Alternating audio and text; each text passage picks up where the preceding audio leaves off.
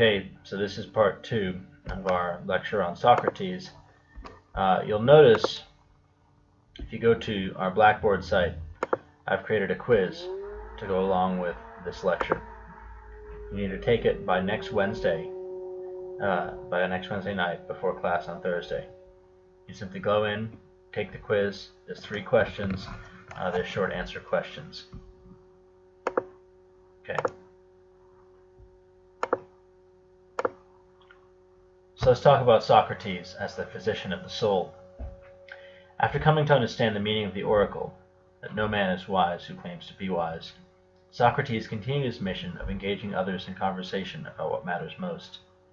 In the Apology, he describes himself as a kind of physician of the soul. He believes that the real person is not the body, but the soul, or the psyche.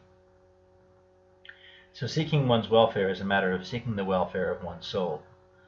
In other words, this physical life doesn't matter. Your physical possessions don't matter. What matters is the type of person that you are. Thus Socrates was convinced that the god Apollo commanded him to help others benefit and improve their souls through philosophical reflection. Apollo was kind of the god of the arts and culture. So it makes sense that Apollo would have wanted people to live better lives and improve their souls through reflection. The imperative of know thyself, which was one of Socrates' most famous sayings, takes on a special significance in light of Socrates' view that human beings always seek what they believe to be their own welfare and cannot deliberately do otherwise.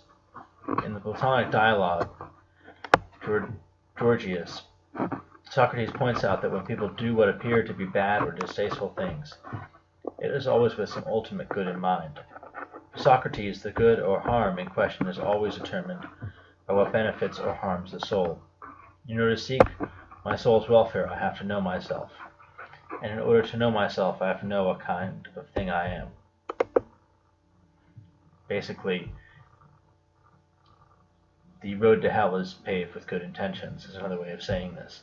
That people aren't necessarily trying to do good or bad. They're trying to do good, but the good they're trying to do can have bad results.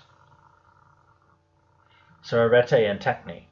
In his mission as a kind of physician of the soul, Socrates sought to help people achieve virtue, arete, or excellence in functioning as a human.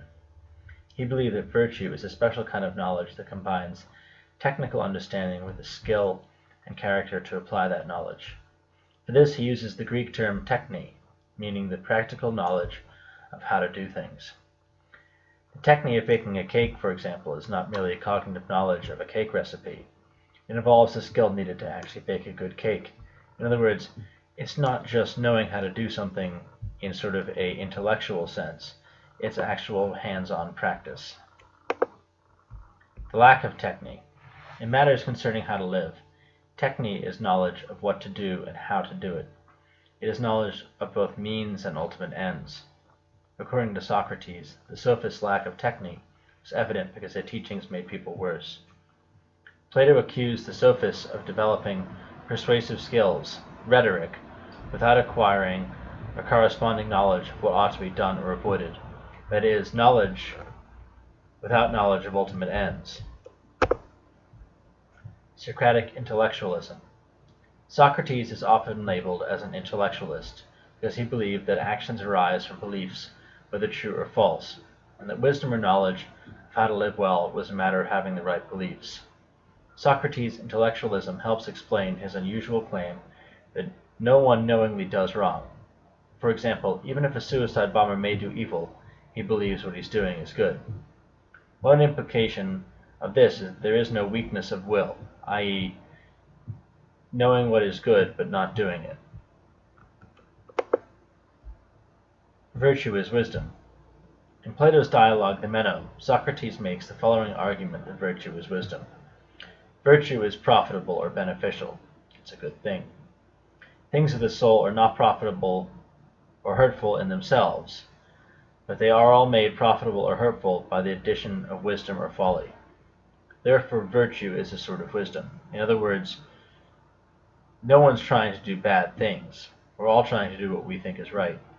So the example of a suicide bomber can be something bad coming out of a good intention, or someone who believes they have a good intention. And virtue is wisdom of what is the right thing to do.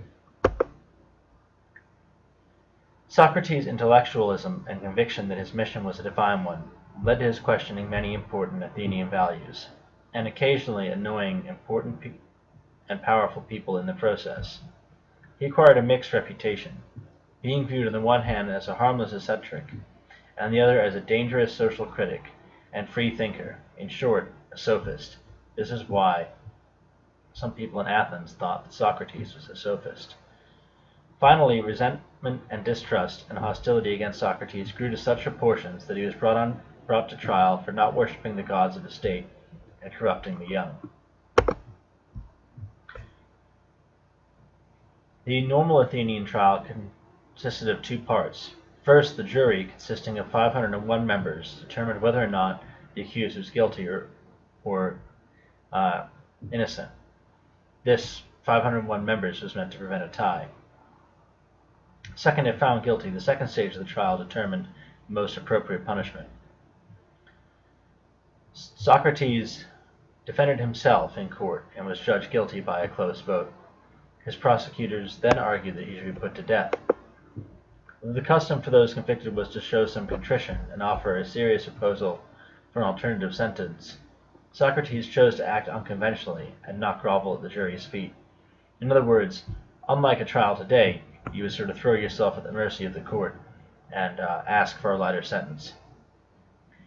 He argued that since he had given up opportunities to make money because he was trying to help others, he should perhaps be given free meals the rest of his life. The jury was not convinced, so the end result was the jury voted for him to be put to death. Socrates had to wait a month for his execution, during which he continued to pursue his philosophical inquiries. A member of Socrates' friends visited him while in prison on the last day of his life. He discussed the nature of the soul with them and told a mythical story about the soul's immortality.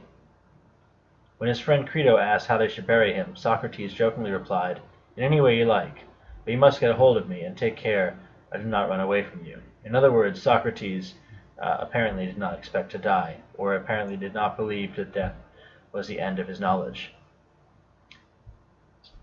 He instructed his friend Crito to do with his body whatever he thought best, bid everyone farewell, and drank hemlock, which was a form of poison, which was typically how people were put to death in ancient Greece. He drank it, and he died. And he continued as he was dying to debate with his friends and those around him. In his conviction that knowledge would make us good, Socrates was an optimist.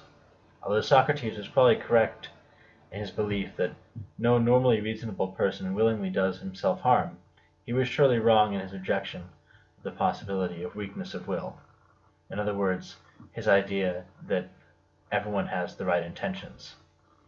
On the other hand, common counterexamples used to show what we often know what is a good choice but choose what we know is bad. Smoking, for instance, acts of malice, dishonesty, are only counterexamples when we separate knowledge from wisdom.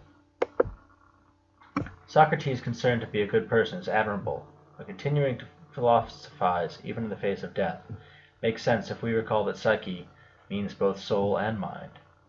Because Socrates thought of himself as his psyche, gaining knowledge became the same thing as getting better at being a person or becoming a better person, which is why he spent the last hours of life still trying to achieve knowledge. His motto, "Know thyself," amounts to the claim that gaining knowledge or understanding, knowing oneself, is an integral part of becoming a better person. His concern for the welfare of his soul is then inextricably linked to his desire for knowledge and his love of wisdom. Socrates was a philosopher, one who loves wisdom. What do you see as the philosophical relevance of Socrates' life to his teachings? Do you think it is possible to separate a philosopher's life and character from his or her philosophy? That is, does the value of a philosophy of life suffer when the advocate fails to live up to it? Socrates claims that an unexamined life is not worth living. What do you think it means to live an examined life? Do you agree that life with self-examination is not worth living? So remember, you're doing the online discussion in lieu of your paper. You're doing the quiz this week in lieu of our class. Hope this video lecture has helped you, and I'll see everyone in class on Thursday.